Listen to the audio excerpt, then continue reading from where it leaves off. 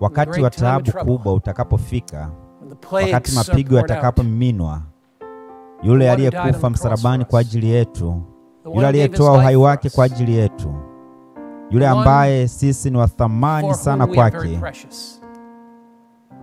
huyo atatulinda. Wakati ninapomhitaji zaidi, Yesu yuko karibu. Wakati ninaposita, wakati ninapoogopa, ndio wakati ambao ninamhitaji sana. Unaweza kumhitaji leo pia. Unaweza kuwa unapitia taabu kubwa sana leo. Yesu yuko karibu yako.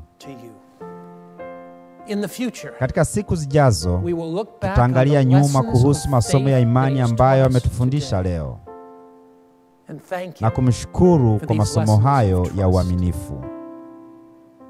Sikukuu ya ukombozi inakuja, na tunaweza kumshukuru Mungu kwamba siku moja tutatazama juu na kumwona akija katika mawingu ya mbinguni, na kufurahi kwamba sasa majaribu, mateso, maumivu ya moyo, majonzi, madhaifu ya mwili, magonjwa na kifo, vyote vimekoma. Hadi wakati huo tuendelee kumwamini.